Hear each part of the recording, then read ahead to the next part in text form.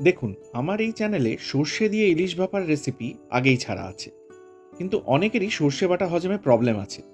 তাই বলে কি তারা ভাপা ইলিশ খাওয়া ছেড়ে দেবে নাকি? না, একদমই নয়। দেখুন তো, এই ডিশটা দেখে কিছু কি আন্দাজ করা যাচ্ছে? চলুন তাহলে কোমর বেঁধে নেমে পড়ি, যদি কিছু একটা সাবস্টিটিউট অপশন বের করা যায়। জাস্ট 4 পিস মাছের আমি করে দেখাচ্ছি। প্রথমেই ম্যারিনেশনটা সেরে নিন। 3/4 টিস্পুন মতো নুন, 3/4 টিস্পুন হলুদ, আর 1 টেবিল স্পুন মতো সর্ষের তেল। ভালো করে রাব করে নিন পিসগুলোর গায়ে, আর ছেড়ে দিন ম্যারিনেশনের জন্য। এর মধ্যে এবার একটা পেস্ট বানিয়ে নেব। আসল রহস্যটা লুকিয়ে আছে কিন্তু এখানেই, ভালো করে বুঝে নেবেন। প্রথমেই যাচ্ছে 1 টেবিল স্পুন ভর্তি সাদা তিল, ছোট্ট একটা 1/2 ইঞ্চির মতো আদার টুকরো, অবশ্যই একটু পাতলা করে স্লাইস করে দেবেন। নুন যাচ্ছে 3/4 টিস্পুন, আর যাচ্ছে 3টে কাজু। 3টের বেশি একটাও দেবেন না, টেক্সচার খারাপ হয়ে যাবে।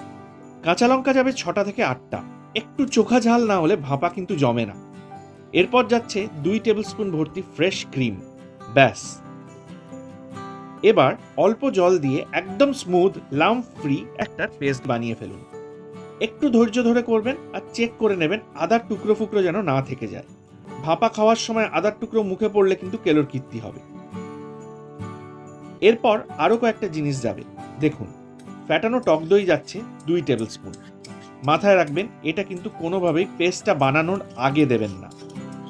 আর যাচ্ছে 4 টেবিল স্পুন ভর্তি সর্ষের তেল। ভালো করে এবার চামচ দিয়ে এগুলো মিশিয়ে ফেলুন। ব্যাস, ভাপার বেস কিন্তু আমাদের রেডি।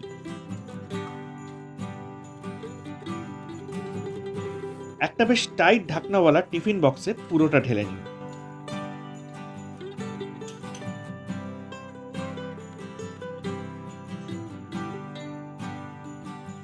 ম্যারিনেটেড মাছগুলো চালান করুন টিফিন বক্সে, আর এপিট ওপিট করে ভালো করে পিসগুলো কোট করে নিন।